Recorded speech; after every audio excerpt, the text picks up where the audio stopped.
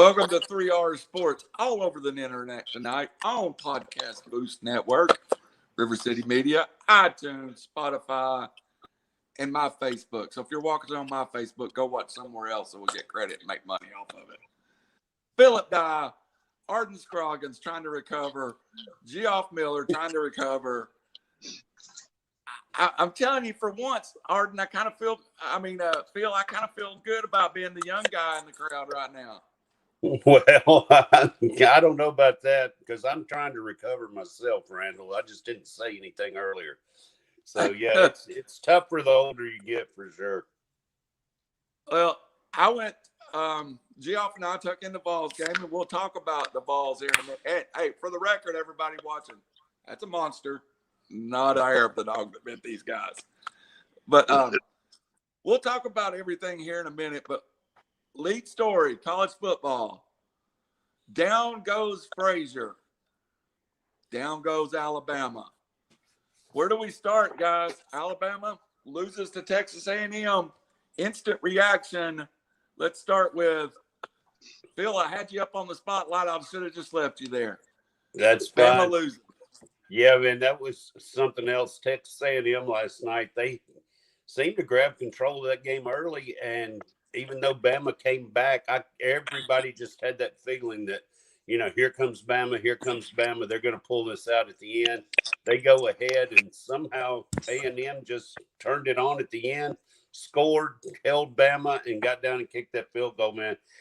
People went crazy, and I know it's turned the football world upside down right now. Arden, do you assume on Monday morning that the Georgia Bulldogs are going to be the number one team in the country? Yes, I don't think there's a question about it. And I think number two will be Iowa. Iowa with the big win over Penn State yesterday. But yeah, I don't think there's no question it's Georgia's number one. Geoff, let's quickly. Has Alabama used up their get out of jail free card and now must beat Georgia in the SEC championship game to earn a spot in the 14 playoff? Yeah, I definitely believe that Alabama at this point has. I think they're still in control of their own destiny. I think they went out from here to go to the SEC championship game and will need to beat Georgia. Assuming Georgia handles business and wins out from there, I think Georgia could kick Bama out of the playoff race. And right now, to be honest with you, Georgia looks like a better team. Alabama's got some holes and they got some problems, and I think Texas A&M exploited that last night. All right, let's go around one time. Does Alabama make the playoffs, Philip Dye? Right now, I'm going to say no. Just for the sheer fact that I think that Georgia will run the table out and take care of it to get to the finals. I think, as Geoff said, I just think Georgia's a little better team right now and could give Alabama their second loss to keep them out. But keep in mind, Alabama may not play Georgia in the SEC championship. It could be Kentucky with their win yesterday. So that's a big one next week, too. True. Arden, does the Alabama Crimson Tide make the playoffs? I don't think so. As of right now, I'm going to go with Phil on this. I don't think so. Right now, Kentucky might be the second best team in the SEC. But not going to take Alabama. They've made the playoffs and won national championships with one loss many times. Geoff, does Alabama make the playoffs? No, I said it earlier, Randall. I don't think they do at this point. It's going to take beating Georgia in the SEC championship game, again, assuming that Georgia gets past Kentucky next week. I do believe that happens. They just look like the better team all around. But yeah, in order for Alabama to make the playoffs, they would have to beat Georgia in the SEC championship game, and I'm not sure that they have the team to do that this year. All right, man. I hate to go different than everybody else, but you put Nick Saban back into the wall, and I like Alabama. Texas A&M lost a hot Arkansas team. You forget this team was number 6 in the nation, and then kind of fell off. Texas A&M's got skills. It was at home. It was I thought in my head, maybe Texas A&M overlooked a couple of teams to get to Alabama. Their whole season was Alabama. I think Alabama's still right there. I don't think they fall lower than 4th in the regular poll, maybe 5th, but you got to remember Penn State fell too. So I would rate, and maybe this is a good subject, something that come up real fast. Let's go around. Give me your top. Do you have a top 5 in the SEC? Because just off the top of my head, I would go Georgia, Alabama, Florida. Well, let me take that back. Georgia, Alabama. I guess you move Texas A&M up there. I don't know. I still think Florida's the next best team. Kentucky, Texas A&M. What would be your top 5 in the SEC? Just off the top of your head, guys. Well, I would definitely take Georgia number 1. Right now, I still keep Bama 2. I just think as much talent as they have, they've got to stay at number 2 in the SEC. Kentucky 3. I think they're better than Florida. They beat Florida heads up, so I think you got to put Kentucky ahead of Florida. A&M talented. After that, it's just kind of a mix for me. I mean, you've got Florida, Texas A&M, Auburn, Ole Miss, and Arkansas still right there knocking on the door. But I guess if I had to pin it down, I would put Florida and A&M as 4 and 5. Arden? Georgia, Bama, Kentucky, Texas A&M, Florida. That's a prepared man right there, even for an off-the-cuff question. Geoff? Yeah, I'm kind of leaning towards the guys there, Randall. I realize that you have this respect for Florida right now, which I can't quite figure out. But you win football games with Jimmys and Joes, and just like Alabama laid an egg at Texas A&M, Florida laid an egg at Kentucky. I don't take a team for playing a bad game and kill them. I think Alabama played a bad game. I think Florida played a bad game. Defensive-wise, Florida there's 2 elite teams defensive-wise. I think they're Georgia and Florida, but that's why they're there. I think by the end of the year, Kentucky's maybe a 9-3 team. Just my thoughts. Go ahead. I guess we'll see. I personally think that it's Georgia, Bama, Kentucky. Kentucky beating Florida for me was, and they looked better doing it. Kentucky keeps taking care of business as well. They look good week in, week out. Stoops got them rolling. I think that Kentucky's the 3rd best team in the SEC. From there, you can look at talent perspectives and mix up wherever you kind of want. Florida, A&M, Arkansas. You can kind of I don't know. I can see any of those teams winning any given week against each other. So I think your top 3 right now have to be Georgia, Bama, Kentucky. All right. So let's roll on to the Georgia Bulldogs. Phil, give us a recap of this Auburn-Georgia game yesterday. It looked like Auburn could play a little bit with them, but at the end of the day, whenever Georgia just kind of went, I'm coming straight at you. Here it comes. You can't stop it. That pretty much looked like it to me. Well, you're dead on right there. Early in the game, Auburn, I thought, moved the ball very well in their first drive. I was kind of concerned after that first drive. Actually, glad they held them to a field goal.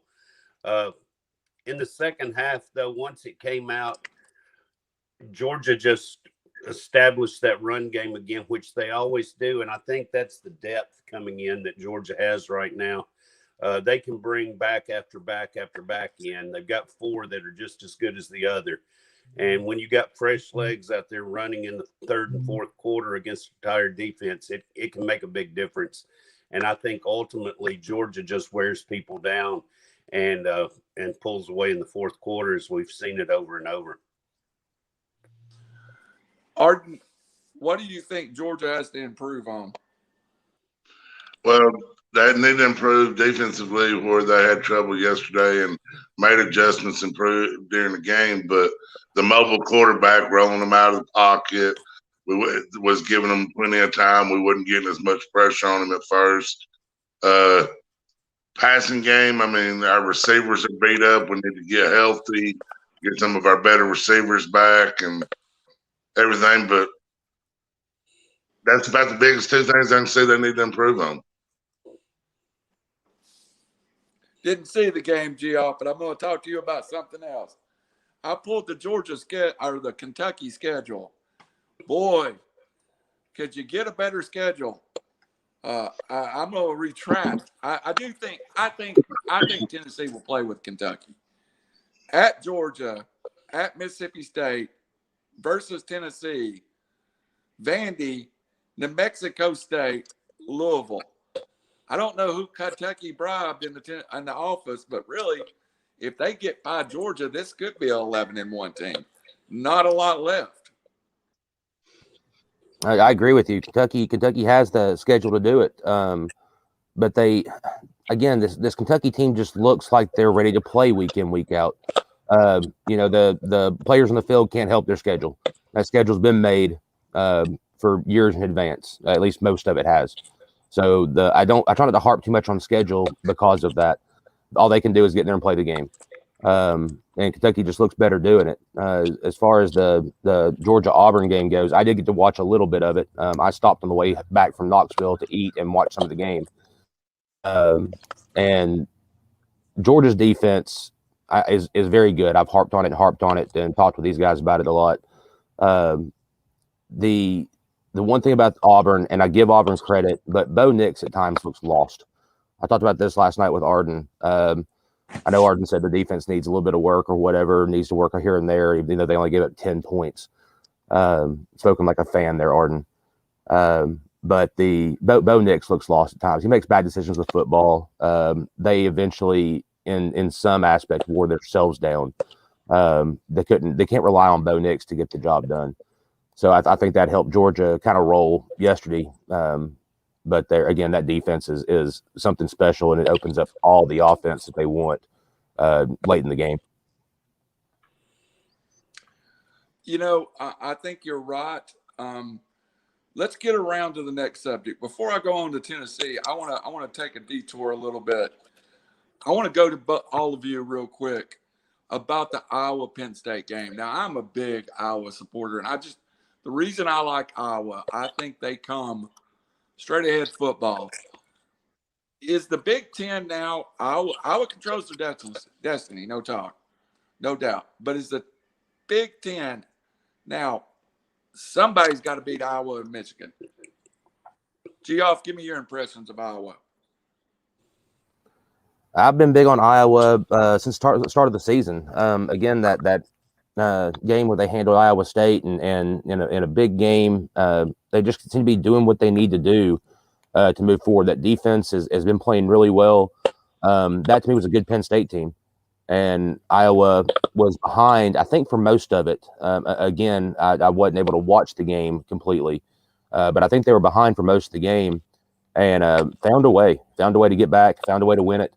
Found a way to move on against the number. They were 3-4 in the country. So I was playing well. That defense is strong, and defense wins ball games. I think that they'll give Michigan everything they want if they wind up seeing them. Bill, you always have an interesting take on this Big Ten situation, so bring us up to date. Well, I watched quite a bit of the Iowa-Penn State game yesterday. I didn't catch it all, but the second half especially. Penn State's quarterback went out yesterday. Let's not forget, and they were leading when that happened. I still think Iowa deserves credit for coming in there and winning that game yesterday. They're going to be number 2 in the country right now. They control their own destiny. They've got the so-called easy route to get to the Big Ten championship. When you look at the other side, you're looking at Penn State, Michigan, and Ohio State, and you still got to throw Michigan State in there too as well. They all have to play each other, and they all still have to play each other, every one of them around other than Penn State. So I think that's just going to be a jumble, and I'm not so sure right now from what I've seen in the last couple of weeks that Ohio State hasn't jumped back up as maybe the best of that side of the Big Ten. Michigan, they're doing what they need to do. They're winning week in and week out. This better be Jim Harbaugh's year to beat Ohio State if he's going to do it, because he's got them at home. He's got a good team, and he's going to have something to prove. But I think I was in for sure into that championship game. And this other one is going to be really, really interesting to see who can pull it out. But I'm going to take Ohio State to come out of that. Because even though they do have a loss, it was not a conference loss. Let's not forget that. Very good point, Arden. Geoff, handicap the Big Ten for me. Well, the way I see it, it's like Phil said, Iowa's got that side wrapped up. Iowa will be in the Big Ten championship game. And it's a 4-team battle on the other side. Ohio State, Michigan, Penn State, Michigan State. And I think Michigan State might be the team that wins the other side and plays Iowa in the championship. They play solid team football. They play good defense. They got a very good running back. I mean, he's got to be in the Heisman running right now. Walker and Kenneth Walker, I believe his name is. Very good running back. So do you like if you were going to handicap those two teams, where would you put them right now? I would put Iowa. You're talking about Iowa and Michigan State? Iowa, Michigan State, Michigan, Ohio State. I think all of them. I think you got 4 teams there easily in the top 10. Iowa's going to be number 2. Penn State will probably drop to 6 or 7. Michigan's going to be in the top 10, and Michigan State might be 11th or 12th in the rankings. But I think Michigan State might be the best team of Michigan, Ohio State, and Penn State. Arden, I think Geoff, I think Arden's got my Florida crush on Michigan State, but that's another subject. All right, guys, we're going to jump, and we'll go through some scores here. But local interest, and I know we have 2 dogs, 2 balls. It really doesn't matter. We're all SEC fans. One thing we have not mentioned: Tennessee is 4-2. Guys, that's a football team that dressed 62 players yesterday.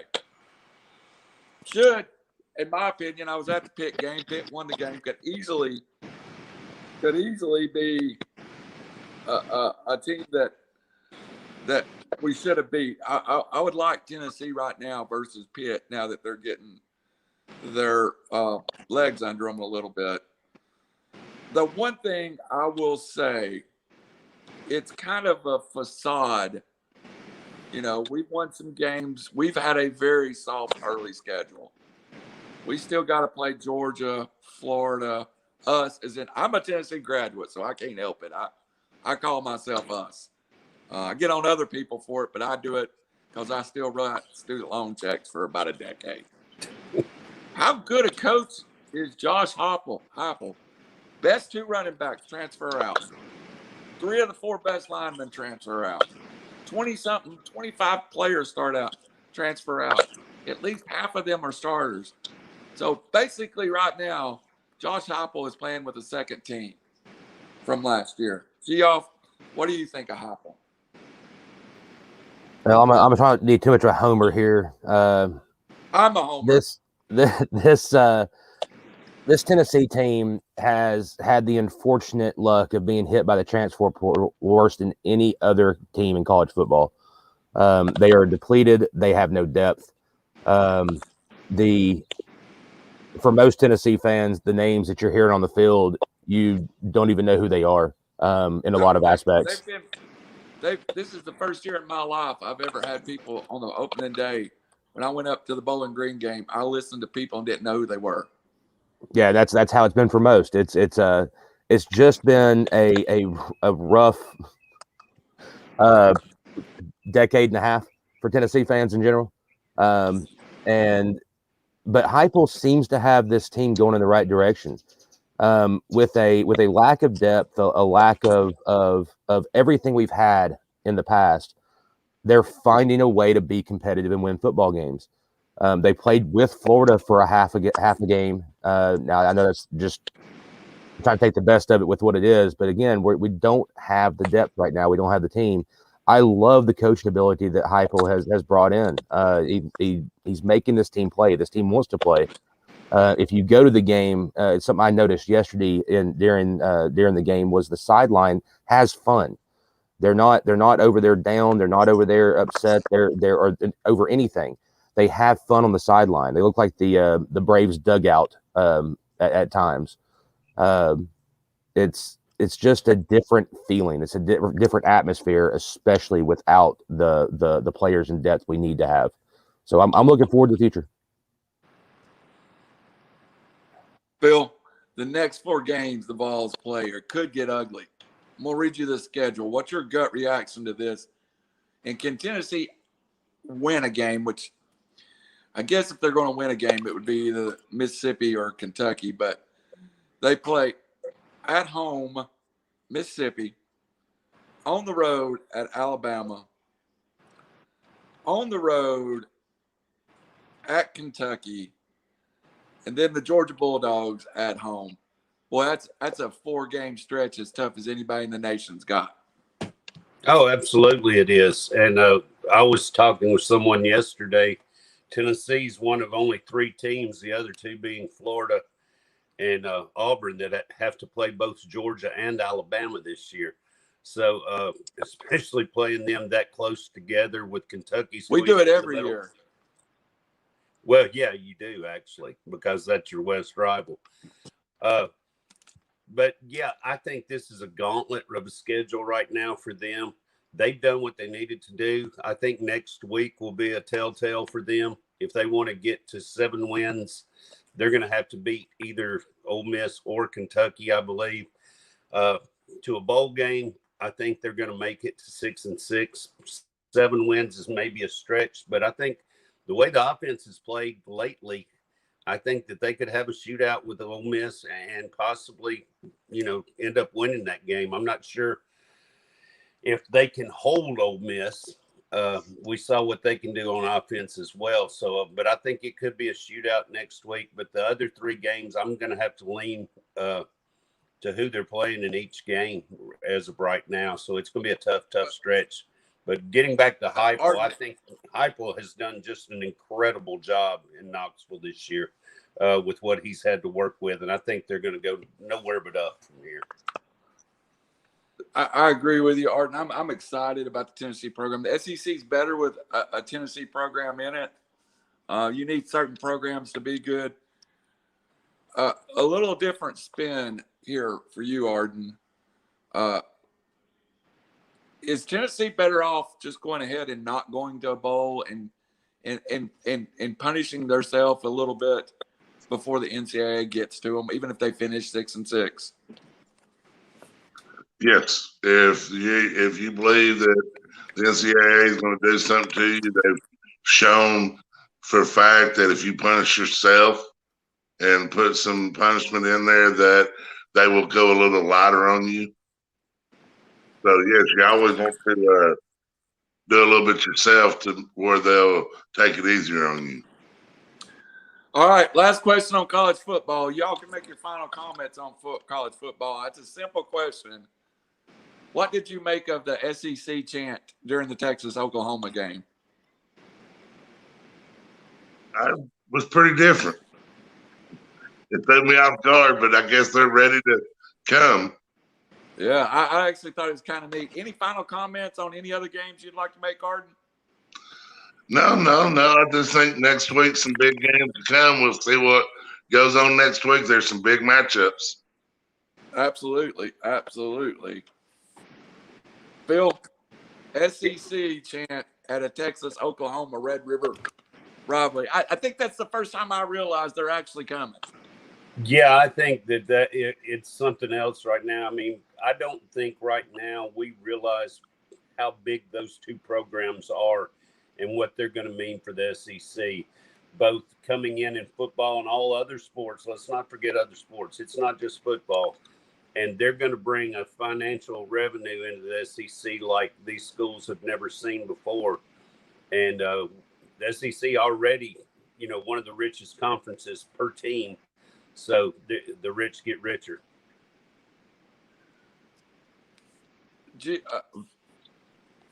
Phil, what else did you have that you'd like to add on college football? You always have something I didn't pick up on. Oh, well, I don't really know, Randall. Just an exciting day yesterday. As Arden said, there's some big games next week. There's some big games the rest of the season. So it's just, for me, it's just the excitement of college football. I love just every Saturday. I look forward to it. I look forward to getting up and watching football all day long. So just excited to see what the rest of the season holds, and go Dogs. I could have done without that last comment, but that's all right. You shouldn't have asked then. All right, Arden. Philip's going to be back in just a second. He's going to run us through DFS. We're all struggling. I was up till 2:30 a.m. doing a high school game, then went to Knoxville yesterday. I'm tying my words up, but I'm glad to be back on with a full crew. Geoff, same thing at you. What did it feel like here in SEC at a Texas-Oklahoma game? And any last words on college football for you? Well, again, Randall, I didn't get to hear that or see that. I didn't get to watch the game since me and you were at the Tennessee game. That's the reason I'm struggling, because I come home and watch all these games and stay up half the night and get up at 4 o'clock in the morning. That's old. The whole chant thing, that's a little strange, I'll be honest. I guess it's what's the age-old adage, be careful what you wish for. That's all I'm gonna say to that, to all you Oklahoma and Texas guys out there. Be careful what you wish for. Chanting SEC and wanting to get in there too quick, you might not like what you come into. It's a tough season, guys. As far as the rest of college goes, just real fast, we didn't touch much on the Boise State BYU game, but Boise took care of business, knocked off number 10 BYU, which I think is important for the grand scheme of it. And the other thing, I mentioned this to Arden this morning, Coastal Carolina doesn't get a whole lot of props, so Coastal Carolina is 6-0. I wanted to give a shout out to Coastal Carolina. I also found something earlier. Their tight end Isaiah Likely had 8 receptions for 232 yards and 4 touchdowns on Thursday. And I think he had what might have been one of the best comments to the media after the game. It says, "I got the best quarterback in the nation, the best O-line in the nation. The reason we score 50 points in a game is chemistry. Our mantra is to score as many points as we can. Score 50 points and get a burger. I love burgers." And that's what Isaiah Likely said to the media after their win against Arkansas State on Thursday. I thought that was good. I had to bring it up. I like, you got to love some of those smaller schools, some of those schools that aren't in the mainstream. I've got a friend whose son plays at Jack State, and a few years ago, they pulled that, or a few weeks ago, they pulled that upset of Florida State. So those kids are put together a little different. So I'm going to throw it to Mr. Dye, but I tried that first. I will say right now, the fact that Geoff and I are Vol fans do not mean that our screens are bigger intentionally. I have nothing to do with this. So I'm trying to balance this up. Dog ball, dog ball, dog ball. But let's get to the NFL and turn it over to Mr. Dow. Welcome back, Mr. Dow. I'm going to do what I love best on this show now. I'm going to go be a panelist. All right. That sounds good to me, Randall. I think the screen actually has to do with Arden and I this morning are on our phones, and you guys may be on a laptop. And that's what affects that a little bit. Hey, first of all, let's get to an update. We got a live NFL football game going right now, and it is all Falcons. Score is 17-0 right now. Midway through the second quarter, the Jets have a grand total of 39 yards so far in this game. So, and a couple turnovers. Atlanta was driving just now, but his completion to Hayden Hurst, and he fumbled, so the Jets have it back. So we'll see what happens with that game. But right now, it's all Falcons, and it looks like that they may roll in this game. Matt Ryan with 2 touchdown passes already, both to the tight ends, Pitts and Hurst. So let's get into some games for later on today.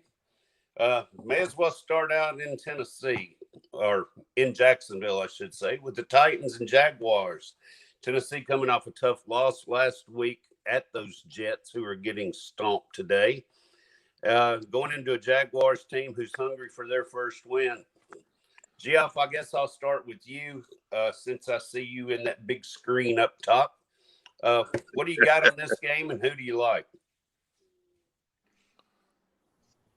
Let's see. I think for starters, I like Tennessee. I think they've got to bounce back. The fact that Atlanta's rolling over the Jets and the way, I'm not going to play that third degree of whatever game, but the Jets have not been a good football team, and they made Tennessee look pretty bad. I don't like a whole lot on the Jets side. Or I'm sorry, my mistake. The Jaguars side. I think you can play pretty much what you want from the Titans side. Derrick Henry, especially. I know he's priced up there at like 9,000 on DraftKings, but I just get a feeling this is a Derrick Henry day. Arden, how do you feel about this one? Well, I agree. Derrick Henry can have a big game today. I do like the play of A.J. Brown today. I think he's going to be back, and he's going to have a big day against a very bad pass defense for Jacksonville. So my 2 plays I really like are A.J. Brown and Derrick Henry. All right. Give us your keen insight, Randall. I hate this game. I like the Titans defense, and I like running it. So I'm in trouble with the 3R guys, and I'll say it again, and maybe they're not watching. We got 11 people. What I'm not Robbie Davis. I think Mike Rabel is a coordinator-dependent, offensive coordinator-dependent head coach. I really just don't think he has a grasp of that side of the football. If I was his coordinator, I would say, let's run 22 this week and let's play defense. And that's my DFS plays, 22 in the defense. Good enough. Who you like in that game? You think the Titans bounce back? I do. I think I like the Titans to cover and the under, believe it or not. I think the Titans make it ugly. And that's what I'd like to see. I think that may be close to the total, which is a 48.5 or so. I see the Titans probably winning about a 28-20 game. Jaguars trying to break the second longest streak in NFL history is losing. So I think 19 in a row now. So it's going to be tough to get it done today, though. Let's move on. Randall, I'm going to stay with you to start this game. Dolphins at the Buccaneers, 1-3 Dolphins, 3-1 Buccaneers. I think this could be high scoring. I think there's a lot of good DFS plays in this game. What are your thoughts on it? I do too. There's a couple of storylines I like too. I've never seen Tom Brady struggle 2 games in a row. That's just not his modus operandi. I like the passing game. And the key to me is, if I'm going to play a lot of DFS, do I trust the Dolphins offense to score enough to threaten the Bucs? And I do. I think I do. And it's not a completely healthy Dolphins offense, but if in your head you project the Dolphins for anywhere in the high teens, low 20s, then you've got to make some plays. The one play that may be a little bit off the beaten path is without Rob Gronkowski, of course, with his rib issue. Cameron Brate gets his second start. I think DraftKings may have priced him up a little bit, but I'm not sure FanDuel reacted yet. I think this is a situation that that I may not load up a bunch of lineups with Brady, but I'll have one Brady lineup. Geoff, how you feel about this game? Well, I'm with Randall on the fact that Brady hasn't had 2 bad games in a row. It just doesn't happen. You don't expect for it to start happening here. There's definitely a stack there to be had. I don't know which way you want to go with the wide receivers. It's just a guessing game. I tend to think that this might be a Mike Evans day. I just think he's due. It'd be my take on it. On the opposite side of the game, or the football with Miami, I also agree with Randall. I think that Miami can score on Tampa Bay, which means that there will be some offense in this game. And I tend to like Gesicki at tight end and Waddle at wide receiver. Arden, your thoughts?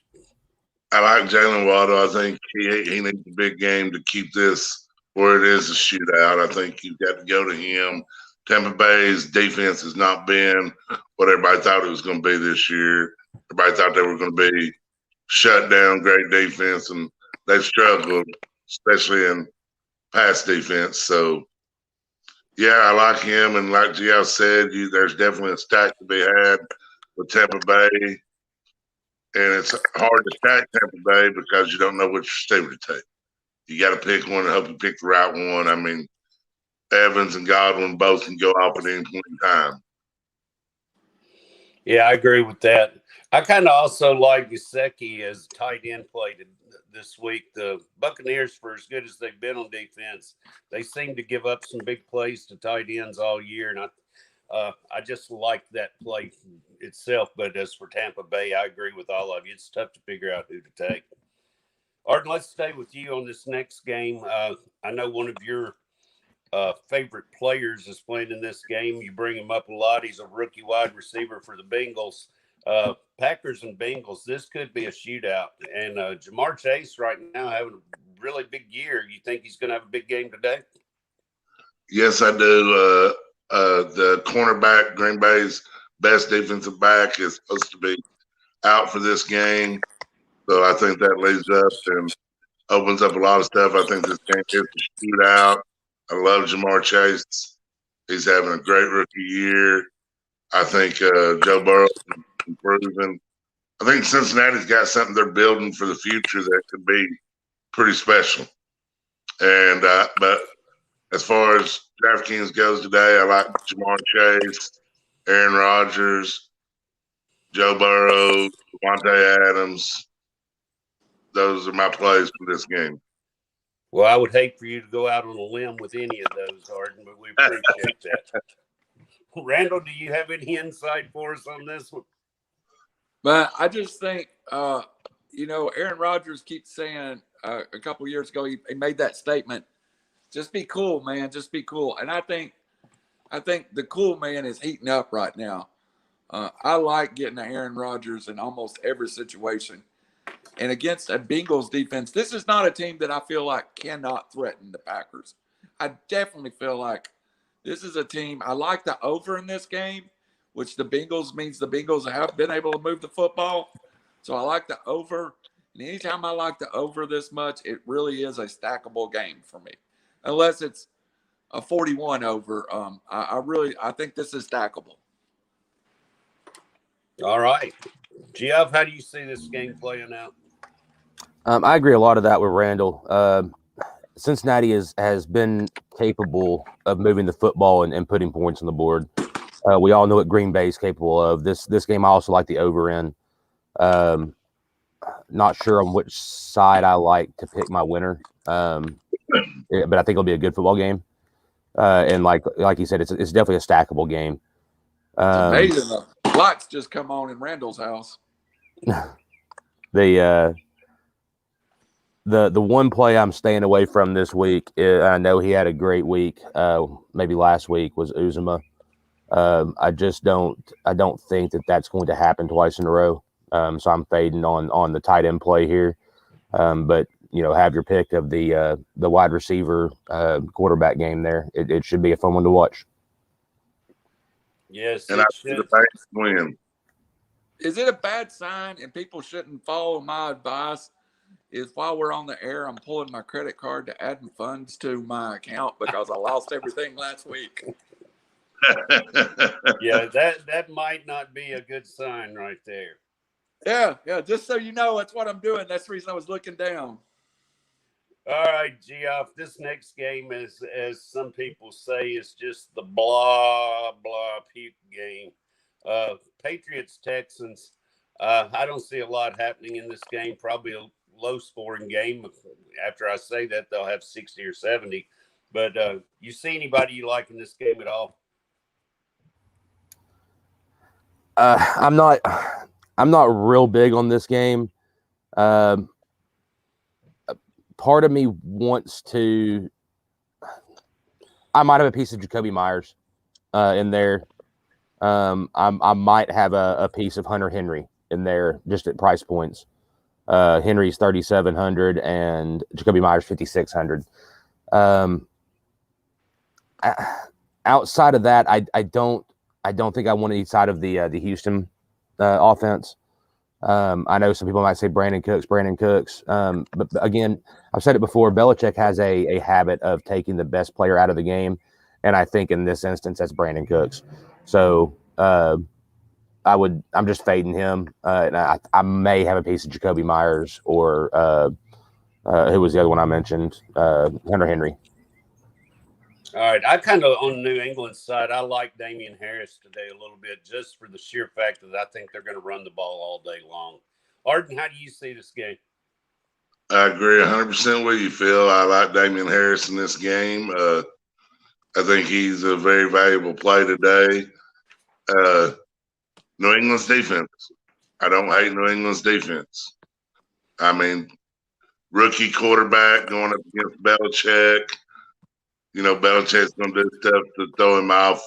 I say this is a one-sided game, 20-something. It wouldn't surprise me if it's 24-0 final New England. Wow. All righty. No faith in the Texans at all today. All right, Nope. Randall, did you get your funds in there to load up and stack this game? Deposit confirmation. And I'm going to tell you, this is the exact reason I'm having to do a deposit confirmation. I keep chasing these games that make no sense. And I'm going to chase this one a little bit. And I'm going to chase it with the thing we always forget. Give me the Patriots defense in this situation. I like the Patriots defense for a score. I like the Patriots defense for at least 2 turnovers. And it matters how much you believe in statistics and what is won in the past, but it will tell you if the game flow is what you guys have described. There is a stack there that's a very successful stack. And you've said it already, Damian Harris, Patriots defense. All right. Thank you there for that one. Moving on, we got Detroit at Minnesota today. A couple teams that have struggled out of the gate, 0-4 Detroit, 1-3 Minnesota. I see this game myself as probably having a total of 50+. I like the over in this game. I like Kirk Cousins to have a big game in this one. And one that I would pull out right now is Amon-Ra St. Brown. I think he could be a very low play today as far as money goes and could step up and have a decent game today. Randall, how do you see this one? As we said here, no word on Dalvin Cook's plan has been released. He missed Wednesday. He missed Thursday. He got some work in on Friday. Coach Zimmerman, despite him playing last week, said he's probably more questionable this week than he was last week. To me, that means that and it's more because of my season-long team. I got Dalvin Cook. But in that situation, it is 90 minutes before kickoff here at 11:30. We all should be looking. I think Alexander Madison is a possible play there. They had him priced up last week over $6,000. This week, back at $5,500. If you get an inactive Dalvin Cook for $5,500, that's a plug-and-play free square running back to me. The week that Cook missed 26 carries for 112 yards, 6 targets for 58. Also in this game, I do like I love Brown, but I also feel like the Vikings needs to get Adam Thielen going a little bit. He's had a good game, a bad game. This is a perfect opportunity for Thielen to get going. Now, I'm going to tell you, stay away. Do not play a running back along with Thielen and Cousin. I hate that stack. So I'll have 2 different kind of stacks. I'll have one with the possibility if Cook is inactive with Madison, and then I'll have one that would be a Cousins Thielen or a Cousins Jefferson stack. I won't put Cousins, Madison, Jefferson on the same stack unless it's just a money thing. There's always, you make that stack just because money. If you need a cheap running back, that's the way to go. Geoff, who you like? I like this game. Oh, I'm I sorry. do. Go ahead, Randall. I was going to say, I forgot to say I love this game. Okay, I think we gathered that. You had a lot of info about it. Geoff, how do you see this one? I can't add a whole lot that Randall hadn't said there. With the uncertainty of Cook, you've got to pay attention right before game time, and look at Madison. I think that's a no-brainer. Like you said, it's a plug and play. It's I think the biggest part of this game is finding out whether Dalvin Cook's going to play or not. And even if he does play with the lack of practices, he may be extremely limited. And if Madison gets going, if he gets the chance to get rolling, then they're going to stick with the hot hand. So Madison may get a lot of game today. I won't add a whole lot more from what Randall said. I do like the over, and I like Minnesota. Arden, fill us with some brilliant information on this game. I agree with Geoff. I like the over and like Minnesota in this game, and I think DeAndre Swift's a play for the Lions. He catches the ball a lot out of the backfield. They get behind. They get in that hurry up. He's in there. They check it down to him a lot. I mean, I think DeAndre Swift can have a big game today. Well, I know that Swift and Williams both were on the questionable list earlier this week. And so I think they may split some. But Swift, when he gets going, he is one of the best backs in the league. No doubt about that, just especially in the PPR leagues. All right, let's move on to the next game. Winding up the ones here early. Philadelphia at Carolina. I see this as a very, very interesting game. You've got 2 young quarterbacks that have had pretty good years so far. Sam Darnold going over 25 points the last couple of weeks, and Jalen Hurts has just been Jalen Hurts in the top 10 almost every week of quarterback play. DJ Moore also having a big year to start right now. Arden, fill us in on this game. Tell us who you like. Well, I like Carolina to win the game, cover the spread. I believe Carolina's showed they're a very good team this year. I like DJ Moore, but and I think this might be the week Robbie Anderson has a breakout game for Carolina this week. He might have the bigger numbers. DJ Moore might get more attention, and that opens up Robbie Anderson. I think he could have a big game.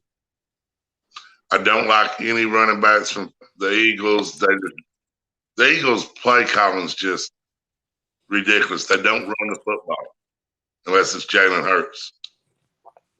So I'm not probably playing anybody from Philadelphia, but I like Robbie Anderson, and Sam Darnold's a very, very good play. All right, Randall. Christian McCaffrey looks like he's going to be out today. Is Chuba Hubbard to play? I don't like Hubbard's price point if he's out. $6,000. It's questionable. And you're right. That's the one I've been tracking. I've spent so much time on the Vikings this morning. I don't have a lot on this game, but I like this game. I just don't know which way to go. My gut instinct is to play Jalen Hurts, maybe naked. maybe none of his weapons with him. Just play Jalen Hurts on a flyer. I just need to know if Geoff and Arden's going to fight over Robbie Anderson all year. That's my biggest thing. Well, I think Geoff may fight over Sam Darnold a little this year. He's had a man crush on him early this year. Geoff, is Darnold going to get it done again? And if so, can he keep up the rushing stats that he's had? I think in this game in particular, and yes, I am going to beat that bush. I do like Sam Darnold and Robbie Anderson today. And I think his rushing stats may improve because I'm not so sure that that Philadelphia defensive line might not be in the backfield more than he likes. So I think he will be running some. But I am big on that. I also like Randall's play with Jalen Hurts and playing him naked. He has been that offense. You don't know where he's going with the football if he does throw it. I think the only Devontae Smith's been pretty consistent. Goddard's been pretty consistent. But Jalen Hurts, I think playing him naked is a great play at quarterback, especially for the price point at $7,000. All right. I'm just not sure I like that term of anybody playing naked right now. I get a bad. I don't have pants on. You know, I see a streaker running across the field with security guards chasing him when you say that. But, all right, let's move on. Denver at Pittsburgh. Pittsburgh, probably one of the more disappointing teams this year. Denver, probably one of the surprise teams this year, coming in at 3-1 to a 1-3 Steelers team. Jerry Jeudy been out for quite a few weeks now, and since then, Noah Fant has stepped right in. And as a tight end, getting over 12 points a game for the last 3 weeks. I don't see a whole lot in this game, but prove me wrong, Geoff. Do you like this game at all? I don't like this game from a stacking standpoint. I'm probably not going to play a whole lot from it. The one play I do have is Deontay Johnson. He's been consistent. He's been good. He's always there for the bailout for Pittsburgh. So I like Deontay Johnson here.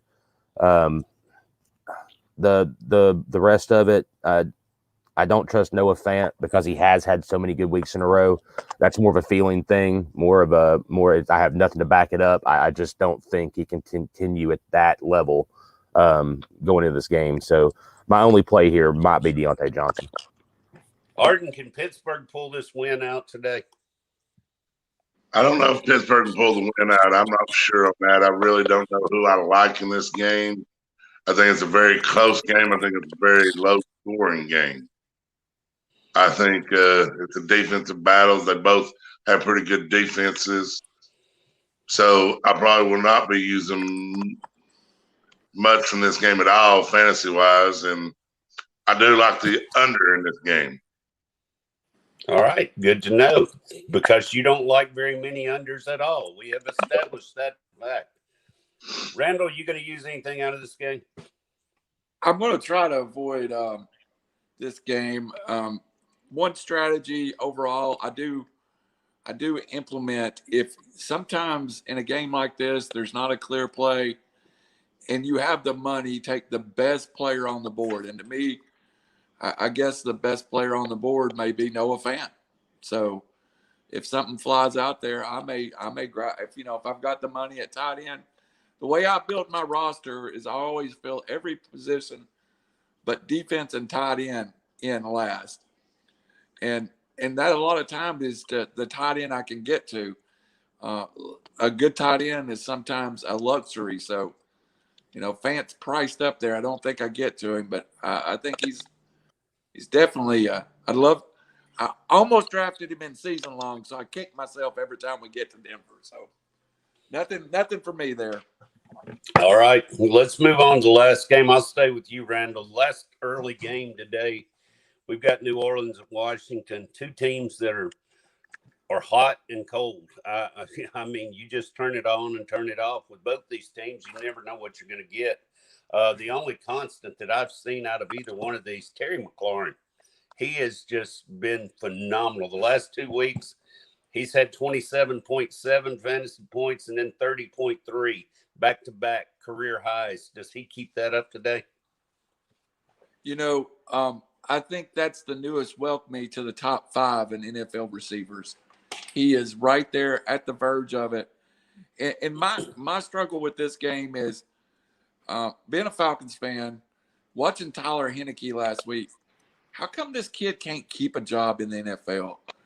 I don't know if it was the Falcons defense made him look like an all-pro or that he's just one of those journeymen. But I do like the the football team in this. I think a sneaky stack would maybe be, Heineke with one of those with McLaren. Logan Thomas, I don't think's playing, so that kind of takes away one weapon. So I don't really think the other tight end gets the touches. Also, we saw the debut of Curtis Samuel last week against the Falcons. And let me throw this out at you. You figure out what it means. Every time the football team threw the ball to Samuels, it was a critical third down. As he gets healthier and healthier, I think you're going to see him become that possession receiver for the Skins for the team. For the team. For the team. That's right. Yeah, I agree. Logan Thomas being out is going to hurt Washington a little bit, but those touches are just going to be McLaurin and Samuel get more. Ricky Seals-Davis is just not attractive to me as far as the tight end play at all. Geoff, tell me what you got in this game. Well, I guess I'm going the complete opposite direction here, guys, because I've been sitting here thinking that Ricky Seals-Jones is the play. After Logan Thomas went out last week, he came in and his target shot up. So they are looking at him. Heineke did not just throw him in the mix with everybody else and not look his way. He is getting targets.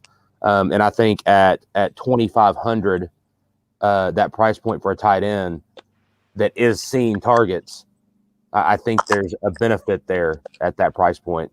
So I will be looking at Ricky Seals-Jones this week as a play. All right, Arden. I think I actually said Ricky Seals-Davis for some reason. You did, but that's Ricky okay. Seals-Jones it is. That was just a slip up on me. Arden, how do you see this game? Anybody you want to play today? I mean, I sit here and hear all the tight ends and receivers talk. Everybody seems to be forgetting Antonio Gibson. I mean, I know he's a little banged up, but I still think he's a very valuable play. All right. Let's move on to the next game, starting the late games. Arden, we'll stay with you to start this one. Cleveland at the Chargers. I almost said San Diego again, but I stopped myself. The LA Chargers and Cleveland Browns today, both coming in at 3-1, both looking to kind of take charge of a good playoff run right now. Could be a good one, could come down to the wire. I kind of like the Browns in this game myself, but who knows? I mean, Cleveland's got the two-headed back there with Chubb and Hunt, and the Chargers have just been playing good ball. Arden, what do you see in this game, and how do you see it playing out? I like Cleveland in this game. I think they beat the Chargers. Chargers have played good. They struggle with run defense and everything a little bit. So I like Cleveland's running back today. If they feed them the ball, I think Chubb and Hunt control the game flow. And I think they have a good day. And I'm not going to take Cleveland's defense, but they've been playing really good against good offenses. And we're going to see where Cleveland's defense stands after today. All right. Randall, I know I just seem to have a feeling you might have a couple of plays in this game. Let me throw out one little chunk, though. I say I like Cleveland in this game, but they are 3-11 against the spread against AFC opponents since last season. So that not boding well. How do you see this game playing out, and what kind of guys are you looking at in this game for fantasy? I love the LA Chargers. I guess I got a man crush on the Chargers, and that a few has on Robbie Anderson. But I like Herbert in any situation. I like Herbert in this game. I think, you know who we haven't heard from yet? We haven't heard a lot from Kareem Hunt yet this year, and I feel like he's due a breakout. So this game, I haven't got my stacks down. Matter of fact, I have a note for myself right here that says, figure your stacks down. We all know that I'm stacking heavy on the Vikings game, but, you know, I'm stacking this game. I think it may be Herbert and Mike Williams, but I'm maybe not sold on that. I do like Chubb, and I'm also waiting for, can somebody please take the role as the lead receiver in the Cleveland Browns? Please. It'd make it so much easier on me. Yeah, it would make it easier on Baker Mayfield as well. He's struggling to get touchdown passes this year. Geoff, you got any type of stack in this game, or do you like it at all? I do like this game. I like the Chargers side of it. I like Herbert. I like Keenan Allen this week. I know Randall mentioned Mike Williams. It's just the price point for Mike Williams is jumping up there. It's too high. And another guy that's getting looks on the Chargers side of it is Guyton, Jalen Guyton, I believe. He's been getting some targets here and there over the past couple of weeks. I think at 3,500, he's worth a look as well. I wish I could figure out the Cleveland running back situation. I don't know who's getting the football at any point in time. They tend to ride the hot hand, and unfortunately for my year long, I do think Randall's right here. It's kind of a Kareem Hunt type of day. But other than that, I like the Chargers here. All right, we seem to be kind of split on that game as far as the four of us. It looks like the Vols like the Chargers and the Dogs like the Browns. So Browns Nick being Chubb the dog factor. pound, though, I guess that makes sense, doesn't it? All right, let's move on. It's the Nick Chubb factor. Another late game today. The Las Vegas Raiders hosting the Chicago Bears. Raiders trying to bounce back off a tough loss last week, and the Bears just trying to find some type of identity. Allen Robinson just completely struggling this year, where we thought he might have a big breakout year again. He's been over 1,000 yards the last couple of years. He's on pace just to get maybe about 600 this year. On the other side of the ball, Derek Carr seems to be just turning it on when he needs to, and having a lot of big games so far, averaging 12 yards per attempt on third down, which is very big in keeping them in games. Geoff, tell me what you like about this game or don't like. Well, I do like pieces of this game. I was just checking something, and it sounds like Josh Jacobs is back and fully healthy again. I like Jacobs as a play this week. I know that Chicago's been fairly decent against the run, but Josh Jacobs is so versatile in catching passes out of the backfield. I do like him this week. If you can put Waller in your lineup, afford to do it. Waller's a beast. The dude is as close to unguardable as there is anybody in the league. He always seems to have a good week. Other than that, I don't know about the wide receiver side of it. It's just too many questions. Renfro seems to get more targets than anybody. Maybe I'm mistaken there. Just seems that way when I'm watching the game. But I'm kind of fading the Chicago side of it. So I'm kind of on the Charge or the Raiders today. But Chicago obviously struggling now with David Montgomery going to be out for a while. Arden, how do you see that running back situation playing out? And can Chicago hang today at all? Well, I don't know how long Chicago can hang, but now that they've announced Justin Fields their starter for the rest of the year, with him out hurt, with them out, the running back being where it is, with Montgomery out hurt, Fields is going to take a load. I think they're going to see them start letting him run the ball, and that's where he can be dangerous. I just don't know that he's ready to, so I don't think Chicago will win this game, but it might make it more interesting, and you'll get more of a read on Justin Fields, I think, after today. Randall, looks like there could be some cheap plays in this very inexpensive that could come through, maybe get you some points today. How do you feel about this game? I like cheap plays. I just don't know which one it is then. I like Chicago. I actually like Justin Fields maybe to open up this offense. So I don't know which way to go on this game, but I do think there's something that you could get to. Las Vegas is a very good offense, and it doesn't seem like anybody really wants to play them that much. But Darren Waller may be the most productive tight end in the NFL. So, always play him. The Bears, I seem really confused by. Let's see. I really want to see Justin Fields play 1 week as a starter with a game plan, or I want to see Matt Nagy fired. So let's just get through that, and then we'll talk about them. All right, well, let's move on to a big game for a lot of people. New York Giants at the Dallas Cowboys today. Two teams going what looks like in opposite directions right now. The Cowboys seem to be clicking on all cylinders. Dak Prescott, 75% completion percentage, which is second in the NFL right now. The Giants are giving up the second most on completion percentage, also at 75%. Randall, it looks like Dak Prescott could be in for a big day, and this could be a game to stack as well. Love me some Dak Prescott. I've been really focused. I've been had a work issue. Sorry if I've been off of it just a little bit, but I've been waiting on these games at the end of it.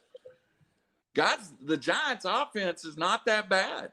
I mean, a lot of weapons out there. Kenny Golladay, Evan Ingram's kind of finding his way back. But the Dallas offense, I knew last year Dak healthy was on a pace to throw for 6,000 yards. And it couldn't hold up. But that offense is still very good. I feel like this is on the same level of stackable as that Vikings game. We'll just go from there. One play I do have. The only one that I know I'm going to play is, for some reason, I'm going to play Dalton Schultz, so everybody else play Black Jarwin because I never get it right. Geoff, Saquon Barkley getting a lot of touches the last couple of weeks. It looks like he's back into this Giants offense a little bit. Yeah, it's he's going to get back to rhythm. I don't know about. I think Randall said the Giants offense is pretty good. I don't know about that. It's hard for me to call them pretty good. They do move the football. They're I don't know, kind of so. It's the question in this game is when Dallas runs away with it. I'm assuming Dallas is going to run away with it a little bit. New York has to continue to throw the football. Can they do that? Can they keep pace with a Dallas offense in the first half and throw the football the way they need to? I say no. And so for that reason, my play for the day is Tony Pollard. I think you see a lot of Pollard today. I think more than usual at 5,600. I think he's more than viable today. And that's my play for that game. All right, good little tidbit there. Wasn't thinking about Pollard, but you may be right. He's going to get a lot of time today. Arden, for some reason, I see you jumping on Amari Cooper and CeeDee Lamb having big games today. Am I right? You're right. The Giants cannot play. Their secondary is not very good. They were good last year, and they got the same people back, but they're not doing very good this year. And like Randall said, Dak is playing phenomenal. He's got to get the ball to somebody, and that's two of the best weapons to get it to. And was it this week Gallup could come back off the IR? Is Gallup I am not sure on that one. I think it's next week. I think he's got one more. So then that even makes CeeDee Lamb and Cooper bigger because that's the main two, and Dalton Schultz will get his, but that's your big boys that'll take it to the house and get more targets.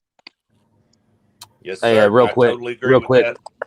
I'm sorry, guys. I don't mean to interrupt, but I just want to let everybody know Amari Cooper is expected to play, but he's supposed to be on some sort of snap count or definitely not 100% due to injury.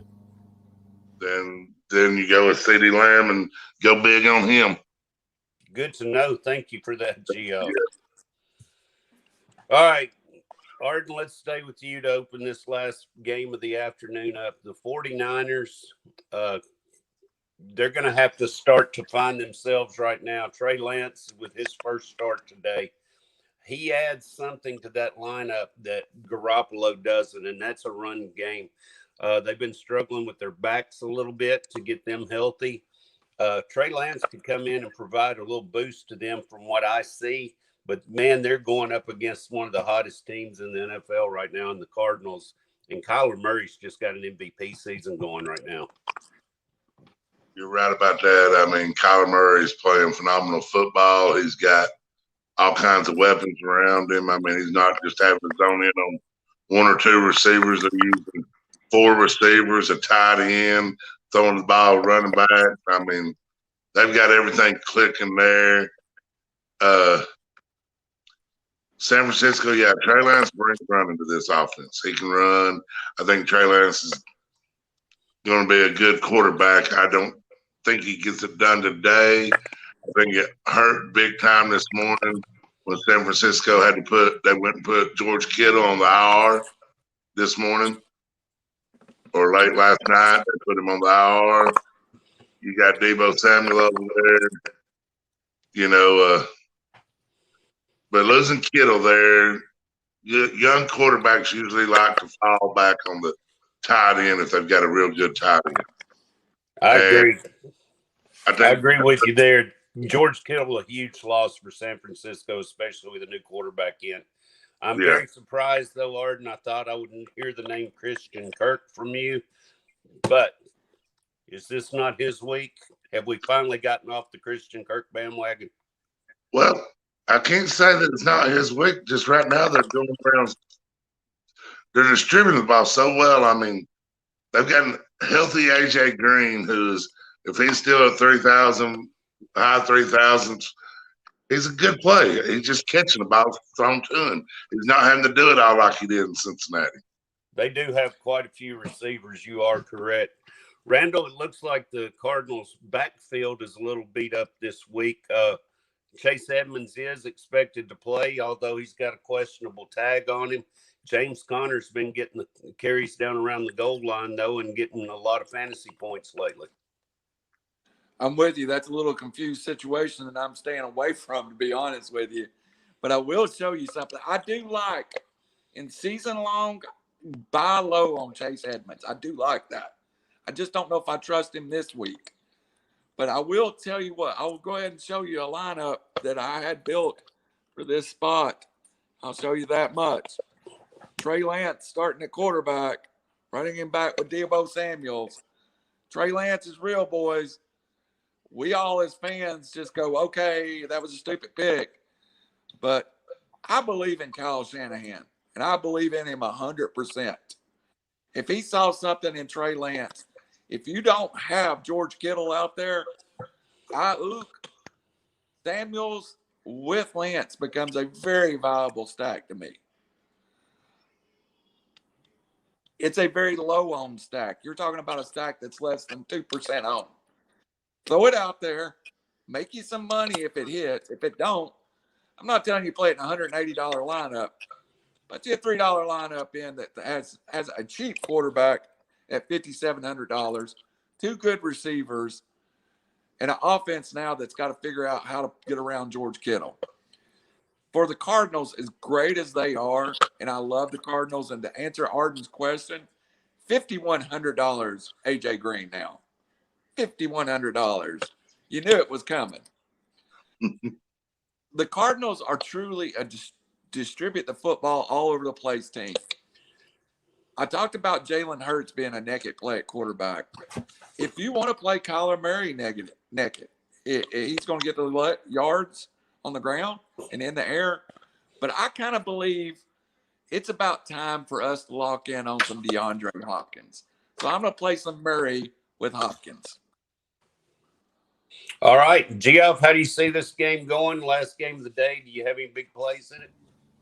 Well, I quite literally just had all of my thunder stolen out from underneath me going last on this game. You're welcome. Thank you, Randall. Thank you. I absolutely love the Trey Lance stack with Samuel and that there. I love that, and the reason being is the Cardinals are playing so good. They're going to put points up on the board. We have no idea what the San Francisco run game is, which is usually a big thing. This year we have no idea what it is. But Samuel has been just spot on all year long. I agree with Randall. I think Lance can be good in this game. So I think that for the price points is just a phenomenal stack. I also like Hopkins today. As far as on the other side of the football, this is going to be a game that I think surprises people from a point for how many points are scored. And if Arizona does what they're expected to do, which is put those points up, in order to keep doing that, they have to come from the other side of the field too, which makes Lance and Samuel a great stack there. So it's again, I pretty much had what Randall had on it, and my reads were there, so he took everything from me on that one. All right, well, Geoff, I'm sorry about that. We're going to give you all the thunder here. I'll stay with you and let you start this. Go into the Sunday night game, the Bills, Chiefs. Give me who you like in this game as far as the winner of the game. I think this could be just a classic, and I think it's going to be high scoring. And if you want to play a showdown game, you have multiple opportunities to get multiple studs in this game. Go. It may actually be the hardest showdown lineup you've ever built. With all the weapons between both teams, you can go any direction with it. It's going to be an instant classic, like you said. I do believe that this is going to be a high scoring game. It's going to be one we talk about all next week, leading into the next Sunday football. Again, I'm not going to touch base too much on the weapons, or we all know the big players from that game. One Buffalo Bills play is always Gabriel Davis. He gets targets, he gets looked at, and then we know the plays from the other side of it. I best of luck figuring out where they're going with the football. Just enjoy this game. It's going to be a fun one to watch. Arden, tell me what to expect from Buffalo's run game tonight. I mean, you've got Singletary, you've got Moss. Who's going to play and how are they going to do? I think you're going to see them go like they've been doing. They're both going to get their fair share of carries and everything. They're going to be a tandem backfield. Moss is probably the better play because they get into the red zone. They put him there. He's the more power back. He's going to get you more touchdowns than Singletary. And as far as the game goes, I think Buffalo beats Kansas City tonight. I tend to agree with you. I'm sure Randall is going to have his own opinion and disagree with all of us here, though, on something. Randall, how do you see it? I think the key to this game is figuring out what cheap plays to make. And Geoff stole the Gabriel Davis one. I definitely think Zach Moss is great value when you talk about $6,600. He was inactive week 1. And it is a split backfield, but you realize Zach Moss, over the 3 games, he's averaged 15.5 points a game. The thing that always gets me is when to play Mecole Hardman and when not to play Mecole Hardman. God love him. If you've got the nerve to throw Mecole Hardman in a captain's position, you can stack that lineup and hope he has his Mecole Hardman 5 for 55 and a touchdown and not his 2 for 16. You never know with him. So I like, I guess, too, you could, I can never get a grip on that Kansas City, when to play Tariq, when to play Kelsey. But against the Bills, for some reason, national TV, it always feels like that's the time Tariq Hill shows up. So I do like Tariq tonight. All right, one more game on the slate for this week. Monday night, the Colts, who are sliding right now, against a Ravens team who seems to have figured things out, looking to extend their lead in the AFC North. I like the Ravens quite a bit in this game. I think they win probably by a touchdown or more at least. I think the line may be 7 on this game. I would tend to lean toward the Ravens. I think the ball control that they have is just going to be phenomenal in this game. Latavius Murray seems to have come on and become their big back now. And he's expected to start with Tyson Hill inactive last week and evidently in the doghouse. Randall, start us out on this game. Tell us what you like and what you don't. The only thing that keeps me from liking Latavius Murray is I think Bell is starting to learn the offense, and I still think he may be the most talented of all those backs over there.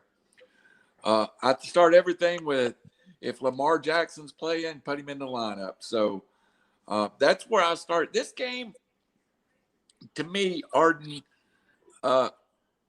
preseason-wise, looked really like a good game, a fun game on Monday night. I'm worried the Colts can do anything.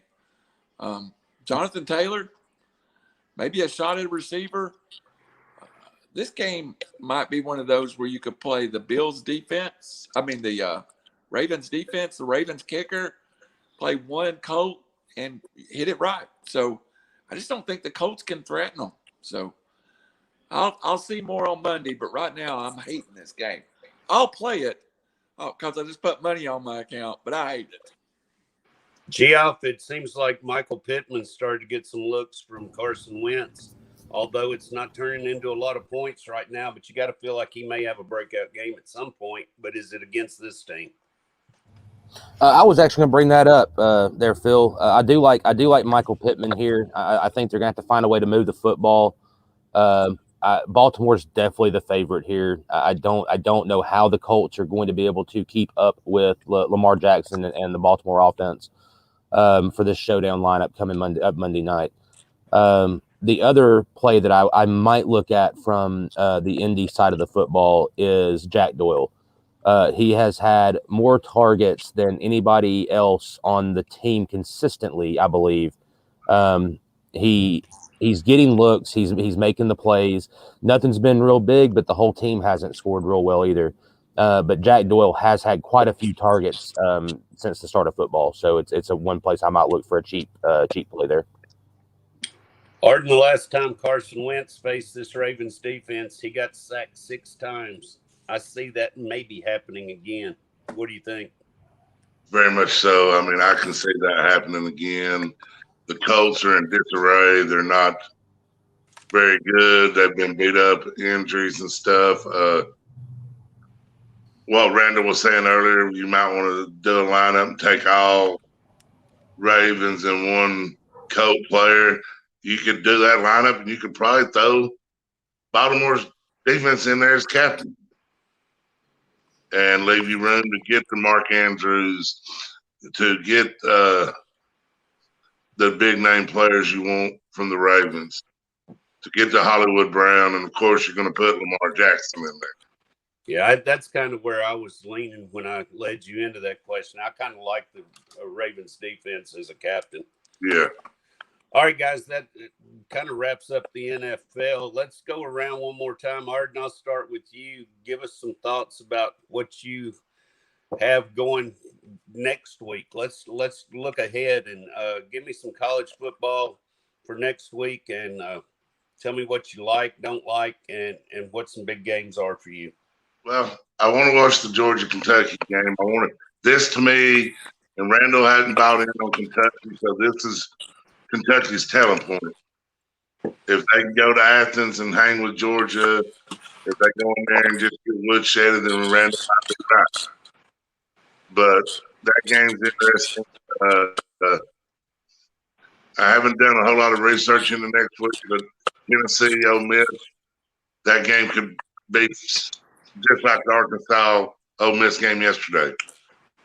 You're going to see 100-something points up on the board, probably. Two offenses playing well. Everybody said Ole Miss had a defense. We found it out that they don't. That's two big games for me next week. Geoff, what do you see happening next week, or just some final thoughts from you? Well, just as far as games go, I was just kind of glancing over it. You got the Auburn Arkansas game next week, which that is next week, correct? Yes, next week should be a pretty good football game. I think we all should watch the Michigan State Indiana game just to find out exactly where Arden's coming from. I think that would be a good idea, so we can get on Arden's Michigan State page. You also have the Oklahoma State Texas game. That could be a pretty good football game as well. Outside of that, I'll turn it over to Randall, see what he has going next week. Well, I'm going to be watching the Bon Jovi team. Y'all know who Bon Jovi's team is, right? Oklahoma, living on a prayer. How they're undefeated, I don't know. But again, at TCU, I really like next week's football. Let's not forget the storyline. Lane Kiffin returns to Knoxville. Riots, renegades, that's going to be craziness. I'm looking forward to see what the Vol Nation comes up with next week. Oklahoma State gets Texas, who I think just figured out a way to lose last week. A game that not many people are talking about. Cincinnati does not have many more places that they could trip up. They they play UCF next week. That's at least one team that could probably compete with them a little bit. And also, of course, I'll be eating crow or I'll be living large. Lay the points. Take the Georgia Bulldogs. Not close. Woodshed, Georgia by 20 over Kentucky. More.